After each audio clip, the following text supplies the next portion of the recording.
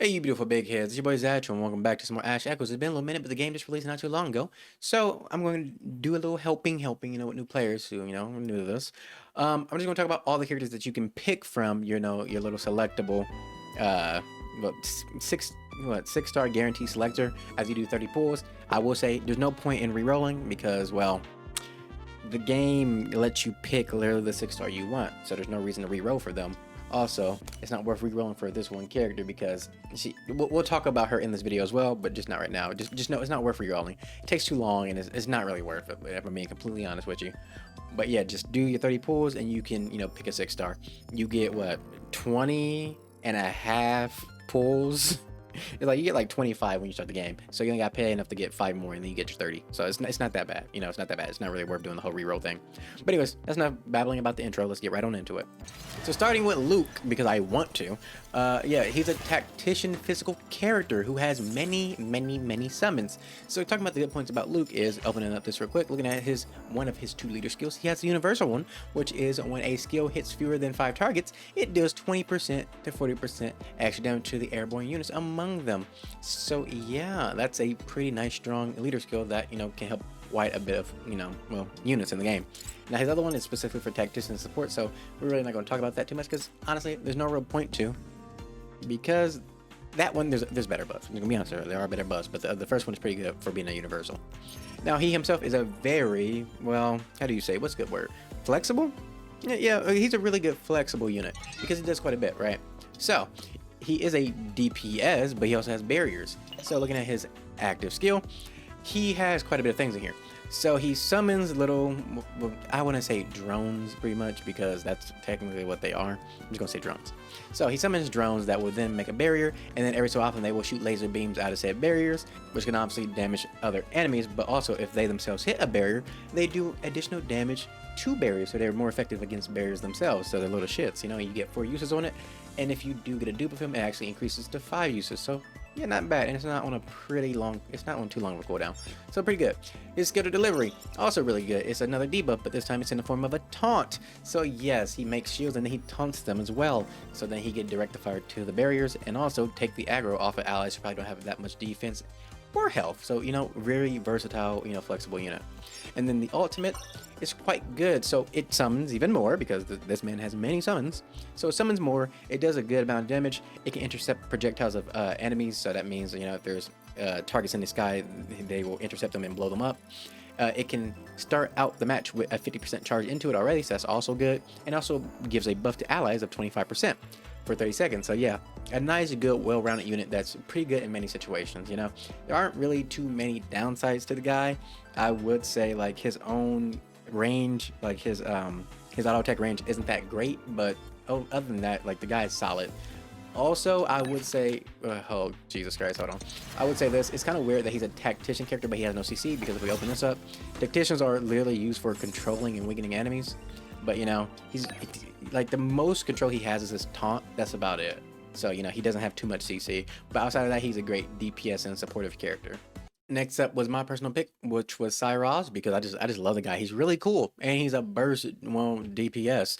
So we're really only going to focus on the key points of every characters, and also look at some downsides that they have, but we're just going to focus on like what they're good at. So Cyros, he is a burst AoE DPS. The man's burst is kind of crazy because of his ult.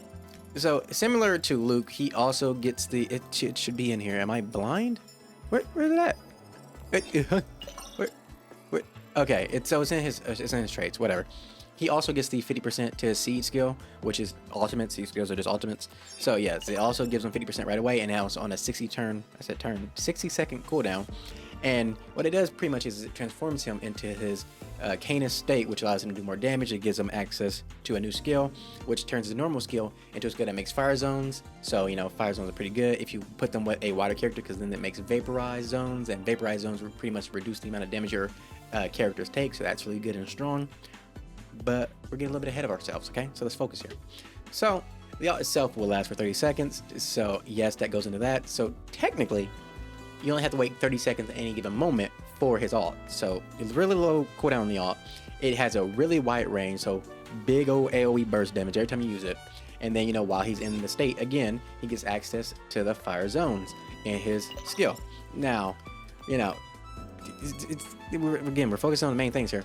So pretty much how the skill works is you will select, you know, who you want to hit. He'll leap over there, attack him, and come back. The entire point of him leaping, doing the damage, and coming back, he's turning all that into a fire zone, which is kind of stupid. But then again, if you mix it with a water character who can make a water zone, or, you know, make the fire zone wet, which will then give you the ability to reduce the damage that your allies take, which is really strong and good. So not only does he have, you know, a lot of damage, because that's pretty much what he is. He's just damage, big AoE damage. He has some supportive factors in there. So yeah. Now when it comes to downsides for him, outside of vaporized zones, the other synergies with fire zones aren't that great. Honestly, I'm gonna be honest with you, they're just not. That's why we talked about the vaporized zone. So yeah, and then apart from that, he cannot hit aerial units. So yeah, my man cannot hit a bird. So, you know, again, everybody has their upsides, everybody has their downsides. And big damage, he can't hit a bird, you know. You know. Next up is Lorella, who is a stance character who has her offensive and defensive stance. In her offensive stance, she can do some pretty good damage, and she's really great at breaking enemy shields. Like, the offensive stance does not care about enemy shield at all. And her defensive stance can give you a lot of defense. It's fucked up that her stance is called defense stance, because I had to say defense, but whatever. It redirects enemies' attacks to her, like a percentage of them, which allows her to take, you know, well, the aggro from many enemies without really having to taunt them. The damage is automatically just drawn to her, which is pretty cool. But depending on the stance you're in, when you use her ultimate, it has two different effects. The offensive stance effect just increases the damage of the polyphon, but nobody cares about that, you know. We want this one because it gives her a shield instead if she's in her defensive stance. And then, you know, damage taken is diverted to Lorelei. You know, that's the good stuff. But also, it doubles the corrosive accumulation to the terminal, which is really good on corrosive teams. So that's where she really thrives, is on a corrosive team, because then you can have that corrosive going crazy with her. That's literally, she's the leader of the corrosive team. So that's why you would want her to get the corrosive team going. But you see, she also does great damage because while the effects last, get immunity to most control effects. Damage dealt by allies is recorded in the Dreamland. And at the end of the song, all enemies units share 50% of the damage recorded in the Dreamland as true damage. So yeah, it's pretty dumb.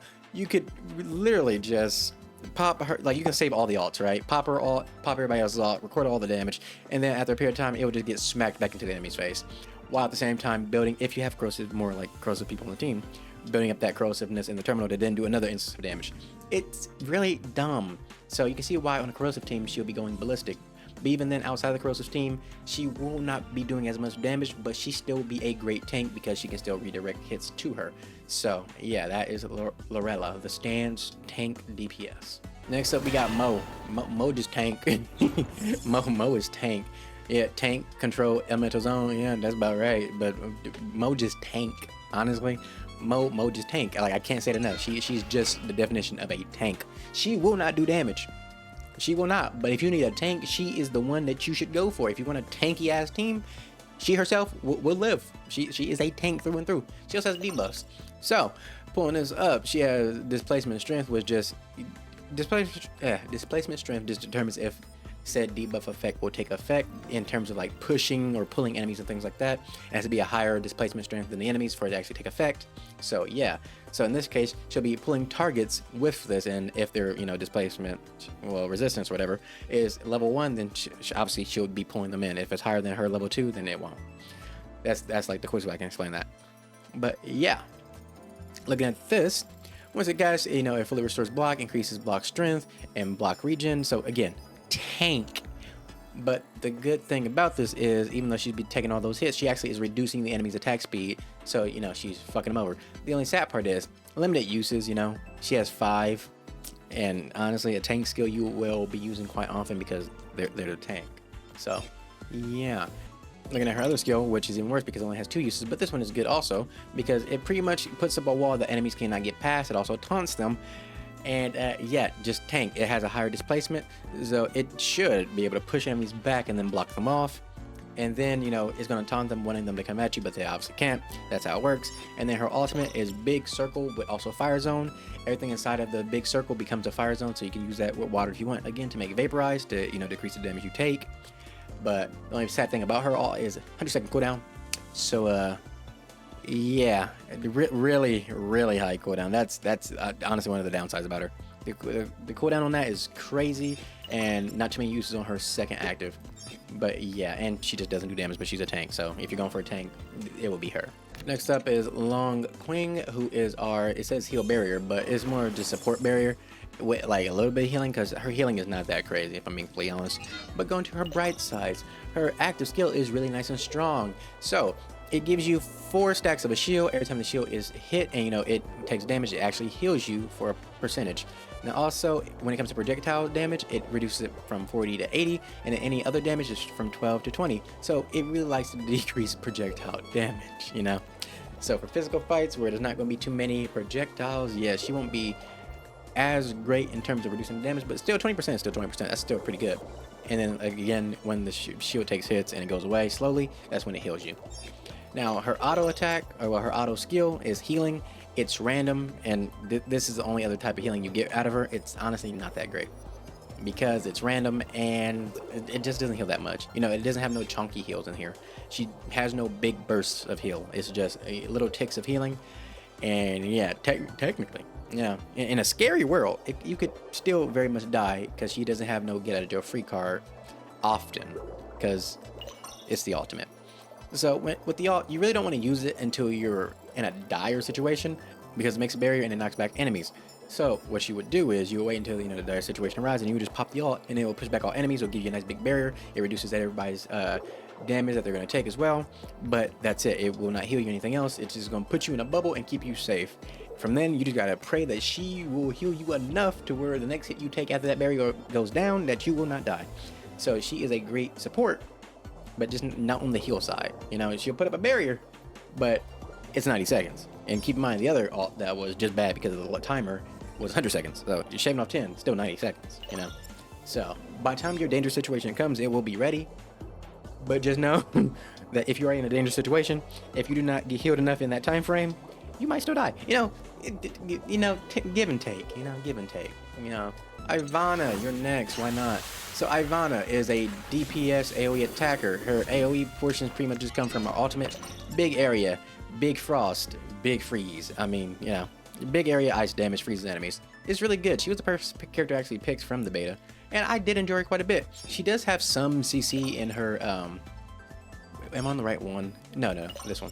On the active skill, because it's an X, and if you actually hit them on the center of the X, it actually freezes enemies, so you can get a little bit of, you know, CC there. But apart from that, she just does damage. Like, in all honesty, all she's really going to be doing is damage, because ice zones aren't honestly that great. Like, you know, she would first need a wet zone to then turn into an ice zone, and then you would need a third character to then turn the ice zones into something else. And ice zones aren't really that great. The only one that's kind of worth it is with a fire character, because it makes melt, which then reduces, I believe, an enemy's basic attack damage reduction. So make, you know, basic attacks hit harder, which she does pretty good basics, because all she does is damage. But yeah, this part just it's whatever, because ice zones aren't really that crazy. But yeah, she just does damage, and she has big old AoE, but it takes longer than Cyros's. So the only real difference between them is hers takes longer, and her ice zone making is harder to put up than his fire zone making. Next up, we got Foray and Fernay. So these two little furry fuck balls, I don't fucking know, man. But these two little guys have 2 actives. They have no auto attacks, really, or auto skills. They do have basics, but their basics aren't that great. But yes, so first one is a straight line. So it kind of sucks if there's like a group of enemies, but it does intercept projectiles. So that's good. But also, it does so much damage. It does so much. That little fucking water hose beam does so much damage. It sucks that's only on 5 tries. Because man, the other one is infinite. This makes a water zone every time, and it has infinite uses. It's just damage in a water zone. So, you know, you could technically use it with Ivana to get your ice zone up, but again, ice zone doesn't have that many great synergies, and it'll be better off just using it with a fire character who can make a fire zone, or, you know, just put fire onto the zone, the water zone itself, to then just get, you know, vaporized, because vaporize is really good, just saying. But yeah, outside of that, their ultimate is just big area water zone making, damage, interception. It's literally just these two together. Literally, it's just both their actives together as one thing. So yeah, not too much to really say about them. Next up is Azure. I love the flute, but I mean, she does what she do. She heals. Like, I'm not going to, hype it up anything crazy. She heals. She's a healer. She heals. She does what Ling cannot. She's the healing part of this. She just has nice healing, burst healing, and she can give the teammates a all element resistance. Up. Like, there's not much else here. She's just a good healer with slight supportive capabilities with this. I don't think she has any other buffs. Let me just double check. This is what. So yes, this one does have a buff in it as well. It's increasing the basic attack damage reduction by 4.8 to 8% based on their defense, but it's only for 8 seconds. So I don't know. It could keep them alive a little bit longer. But honestly, this is just, the main buff that she has going on other than just straight heals throughout the entire kit. Alright, so Tongi. He's actually really interesting and strong. He works really well with a certain somebody who we still haven't talked about, but he's another summoning character, physical summoner. Interesting enough, his active skill is weird, alright? So, it does more damage the more enemies that are within its range, but at the same time, it will cost more points the more enemies that are within its range. It has intercept, so it can hit, projectiles, which is good. And also this, his auto has the ability to generate more active, grenades or guided missiles for him for his skill. So technically his skill has, infinite charges because it does make itself stronger. But at the same time, the more enemies that are there, the more it's going to cost. So the more it's going to eat away at your skill points. So, it's an endless cycle right there. And then his ultimate is just big area, boom, boom, boom, boom, boom, destruction everywhere with summons. Not too much to really say here, but the key point, the thing that he synergizes with, I'm just going to do it now since we went over both the characters with summons. So, this character right here, let me details it. Go to her. So, Chen Ying, she's really good for summoning characters. Her entire thing is just helping summon characters do more damage. She herself has summons, but she is pretty much the summon leader. I believe it's right hand man. I am correct. So, her leader skill increases the extra damage of own summons by 30 to 100%. So, yeah, that is for all summons. Obviously, own summons just refers to the character's own summons, not just hers. Every character that has summons, it just increases their damage as long as she's the leader. So, yeah, that's really strong for characters like Luke and Tong, because Tong's basic attacks, his little drones that he uses for his basic attacks, count as summons, and then obviously his ultimate does summons as well, which is more summons, and I believe also it is, not that, Jesus Christ. Also, this is considered, no, it's not. Okay, I'm about to say, I thought this was also considered summons, but it's not. But this one is, and so is its basics. So yeah, there's a synergy there with those three characters. She helps these guys a lot because they all have summons. So back to what we were talking about with Hassel. He's the last one, and he pretty much specializes in high single target damage. That's it. I honestly, me personally, I didn't like him too much because I didn't like all the stuff I had to jump through to set him up. Setting up the ghost hand to then do the other ability damage, and then to even use the ultimate you have to have the ghost hand set up. It just was too much for me to even care about doing. He specializes in single target damage, so he's great with bosses, and that's all I'm going to say about him because anything else would be mean. And that's as fast as I could give a quick concise overview of all the characters, so you can then make your own choice. For me, I chose Cyros because that's just what I wanted, but that doesn't make him the best choice at everybody, Luke, Mo, Laurel, again, Cyros, what else? Longqing are all the really good ones. If I really had to choose, out of them all, those are really good ones, and then everybody else slightly secondary. But yeah, hope you enjoyed the video. Like, subscribe, all that good stuff. I hope it was able to make your choice a little bit more easier because I'm not going to tell you what the fuck to do. But yeah, love you guys, and bye bye.